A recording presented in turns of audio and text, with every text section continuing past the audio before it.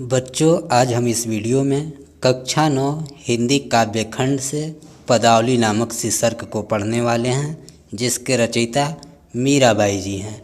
इस वीडियो में हम पदावली का संपूर्ण रूप से व्याख्या पढ़ेंगे। चलिए हम प्रारंभ करते हैं। सबसे पहले आप संदर्भ जान लीजिए कि प्रस्तुत पद्यांश हमारी पाठ्यपुस्तक हिंदी के काव्य खंड से पदावली नामक शीर्षक से लिया गया है और इसके रचयिता मीराबाई जी हैं। यह आपका संदर्भ हो गया, जो सभी पद्यांशों के लिए एक ही तरह से लिखेंगे। अब इस पहले पद्यांश का प्रसंग जान लीजिए कि इस पद्यांश में मीराबाई श्री कृष्ण के अनुपम सौंदर्य को अपने नेत्रों में बसा लेना चाहती हैं। तो आइए व्याख्या देखते हैं। बसो मेरे नैनन में नंदलाल, नैनन अर्थार्थ नेत्र, नंदलाल अर्थार्थ नंद के पुत्र श्री कृष्ण। तो व्याख्या हुआ, मीराबाई कहती हैं, हे श्री कृष्ण बसो मेरे नैनन में, आप मेरे नेत्रों में बस जाइए। हे श्री कृष्ण आप मेरे नेत्रों में बस जाइए। ये पहली पंक्ति हो गई। दूसरी, मोर मुकुट, आपके सिर पर मोर पंख से बनी हुई मुकुट, मकराकृत, मकर अर्थार्थ मछली के आकार की कुंडल, और कानों में मछली के आकार की कुंडल। आपके कानों में मोर, आपके सिर पर मोर मुकुट और कानों में मछली के आकार की कुंडल, अरुण तिलक दिए भाल, और आपके भाल अर्थार्थ मस्तक पर अरुण तिलक, लाल तिलक बहुत ही शोभित होता है। एक बार पुनः समझ लीजिए। मीराबाई कहती हैं, हे प्रभु श्री कृष्ण आप हमारे नेत्रों में बस जाइए। आपके सिर पर मोर मुकुट, कानों में मछली के आकार की कुंडल और मस्तक पर लाल तिलक बहुत ही शोभित होती है। आगे देखिए, मोहनी मूर्ति सांवरी सूरती, आपके मन को मोहने वाली सांवरी सूरती, सांवली सूरत पर नैना बने विशाल, विशाल अर्थार्थ बड़े बड़े, आपके बड़े बड़े नैना नेत्र बहुत ही शोभित होते हैं। आपकी मन को मोहने वाली सांवली सूरत पर आपके बड़े बड़े नेत्र बहुत ही शोभित होते हैं। अधर, अधर अर्थार्थ होठ, सुधारस, अमृत रस, आपके अमृत रस भरे अधर होठों पर मुरली राजत, मुरली और हृदय, और हृदय पर बैजंती माल, बैजंती माला राजत बहुत ही शोभित होती है। आपके अमृत रस भरे होठों पर मुरली और हृदय पर बैजंती माला बहुत ही शोभित होती है। क्षुद्र, क्षुद्र अर्थार्थ छोटी छोटी, घंटिका अर्थार्थ घंटियाँ, कटितट कमर पर शोभित शोभित होती है।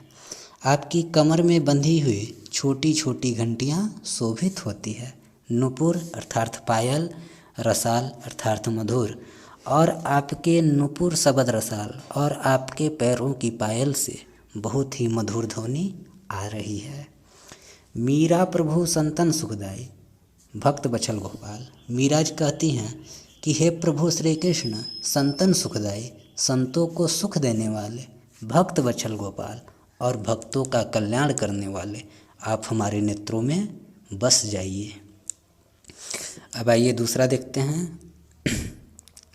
इस पद्यांश में इसका प्रसंग जानिए। इस पद्यांश में मीराबाई ने राम के नाम के महत्व का वर्णन की हैं। ये आपका प्रसंग हो गया। व्याख्या देखिए, पायो जी महे तो राम रतन धन पायो। मीराबाई जी कहती हैं, पायो जी महे तो यानी मैंने तो राम रतन धन पायो, राम रत्न रूपी धन को प्राप्त कर ली हूँ। मीराबाई कहती हैं, मैं तो राम रत्न रूपी धन को पायो प्राप्त कर ली हूँ। वस्तु अमूलक, अमूलक, यह अमूल्य वस्तु दी मेरे सतगुरु, मेरे सतगुरु ने कृपा कर, मुझ पर कृपा करके मुझे दिए थे, अपनायो, जिसे मैंने अपना ली है। जन्म जन्म की पूंजी पाई, जग में सभी खवायो, अब मैंने इस राम नाम रूपी धन से जन्म जन्म की पूंजी पाई। जन्मों जन्मों की संचित पूंजी पा गई हूँ। जग में सभी खुआयो, जग अर्थात संसार में, और संसार में सभी खुआयो, सभी मोह माया को खो दी हूँ। खर्चे नहीं कोई चोर न लेवे, दिन दिन बढ़त सवायो। मीराबाई कहती हैं यह अमूल्य धन खर्चे नहीं, खर्च करने से भी कम नहीं होता। कोई चोर न लेवे, न ही इसे कोई चोर चुरा सकता है। दिन दिन बढ़त सवायो, यह तो दिन दिन या प्रतिदिन बढ़त सवायो बढ़ती ही जाती है। सत्य की नाव खेवटिया सतगुरु। मीराबाई कहती हैं कि सत्य की नाव, मैं सत्य की नाव पर सवार होकर खेवटिया सतगुरु, जिसके केवट मेरे सदगुरु हैं, भव सागर, इस संसार रूपी सागर को तर आयो, पार कर ली हूँ। मीराबाई कहती हैं कि मैं सत्य की नाव पर सवार होकर, जिसके केवट मेरे सदगुरु हैं, मैं इस संसार रूपी सागर को पार कर ली हूँ। मीरा के प्रभु गिरधर नागर, हरख हरख जस गायो।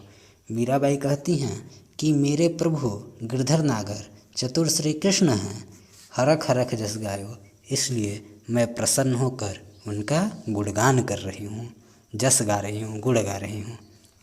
आगे देखिए, इस पद में मीराबाई ने श्री कृष्ण के प्रेम को निसंकोच भाव से स्वीकार की है। व्याख्या देखिए, मायरी मैं तो लियो गोविंदो मोल। मीराबाई कहती हैं कि मैं तो लियो गोविंदो मोल, गोविंदो अर्थात श्री कृष्ण को, मोल अर्थात खरीदना। मीराबाई कहती हैं मैं तो श्री कृष्ण को मोल ली हूँ। कोई कहे छाने, कोई कहे चुपके, कोई कहता है कि मैंने उन्हें छिपाकर अपनाई हूँ, कोई कहे चुपके, कोई कहता है कि मैंने श्री कृष्ण को चुपके से अपनाई हूँ।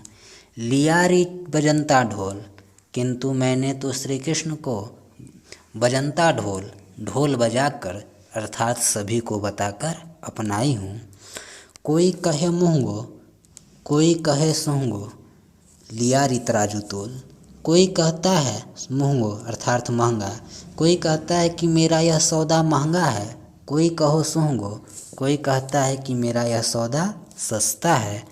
लियो री तराजू तोल, मैंने तो श्री कृष्ण को अपने हृदय रूपी तराजू पर तोलकर अपनाई हूँ। कोई कहे कारो, कोई कहता है कि श्री कृष्ण कारो अर्थात काले हैं, कोई कहे गोरो, कोई कहता है कि श्री कृष्ण गोरे हैं। लियो री अमूलक मोल, वह जैसे भी हैं मेरे लिए अमूल्य हैं। यही को सब जाड़त है, यही को, यह तो सब जाड़त है, सभी लोग जानते हैं, यह तो सभी लोग जानते हैं। लियो री आँखी खोल, कि श्री कृष्ण ने मुझे अपनी आँखें खोलकर अपनाए हैं। मीरा के प्रभु दर्शन दिन्यो, पूर्व जन्म को कौल। मीराबाई कहती हैं कि पूर्व जन्म को कौल, कि श्री कृष्ण हमें पूर्व जन्म में ही कौल अर्थात वचन दिए थे, प्रभु दर्शन दिन्यो, इसलिए श्री कृष्ण ने मुझे दर्शन देकर धन्य किए हैं। आगे देखिए, इस पद्यांश में मीराबाई श्री कृष्ण के सांवले रंग में रंग गई हैं, इसलिए उन्हें श्री कृष्ण के अतिरिक्त संसार के किसी अन्य वस्तु में मन नहीं लगता। आइए व्याख्या देखते हैं। मैं तो सांवरे के रंग राची। मीराबाई कहती हैं मैं तो श्री कृष्ण के सांवले रंग राची, सांवले रंग में रंग गई हूँ। साजी श्रृंगार, मैं श्रृंगार करके बांधी पग घुंघरू, पग अर्थात पैरों में, घुंघरू मतलब पायल, मैं श्रृंगार करके पग घुंघरू बांधी और पैरों में पायल बांध कर लोक लाज तजी, लोक लाज को तजी त्याग कर नाची, नाच रही हूँ। गई कुमती लई साधु की संगति, साधु की संगति, सज्जनों की संगति के कारण गई कुमती, कुमती अर्थात दुर्बुद्धि, मेरी दुर्बुद्धि दूर हो गई है। भगत रूप भई सांची, और मैं श्री कृष्ण के भगत रूप भई सांची, सच्ची भक्त बन गई हूँ। गाए गाए हरि के गुण निस्दिन, मैं हरि के गुण, श्री कृष्ण के गुणों को निस दिन रात दिन गाए गा गाकर काल बयाल सु बाँची, काल रूपी बयाल सर्प से बाँची, बच गई हूँ। अर्थात मैं श्री कृष्ण का गुणगान करके इस संसार के जीवन मरण के चक्र से मुक्त हो गई हूँ। उड़ बिन सब जग खारो लागत, उड़ बिन अर्थात उनके बिना, तो किनके बिना? श्री कृष्ण के बिना सब जग संपूर्ण संसार खारो लागत, सूना लगता है। मीराबाई कहती हैं कि मुझे श्री कृष्ण के बिना सारा संसार सूना लगता है और बात सब कांची, और सभी बातें कांची अर्थात झूठी लगती है। मीरा श्री गिरधर लाल सु भगत रसीली जाची। मीराबाई को श्री गिरधर श्री कृष्ण की भक्ति और भजन जच गई है, इसलिए वह प्रसन्न होकर मीरा श्री कृष्ण का गुणगान कर रही हैं। आगे देखिए, इस पद्यांश में मीराबाई ने श्री कृष्ण को अपना सब कुछ मानते हुए लोक लाज का त्याग कर सारे रिश्ते नाते तोड़ दी हैं। आइए व्याख्या देखते हैं। मेरे तो गिरधर गोपाल दूसरों न कोई। मीराबाई कहती हैं मेरे तो सिर्फ श्री कृष्ण हैं, दूसरों न कोई, और कोई इस संसार में अपना नहीं है। एक बार पुनः समझ लीजिए।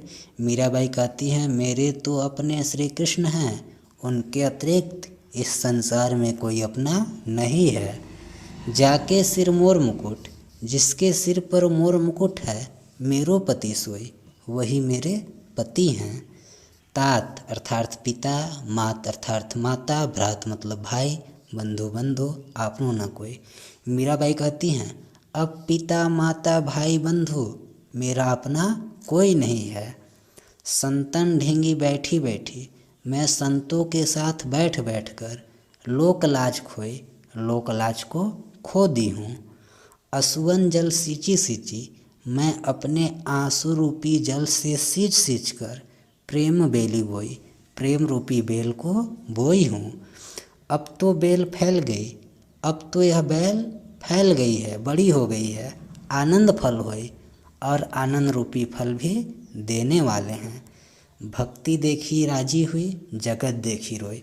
मीराबाई कहती हैं मुझे श्री कृष्ण की भक्ति में आनंद आता है, जगत देखी रोई, और जब इस संसार को देखती हूँ तो रोई अर्थात दुख होता है।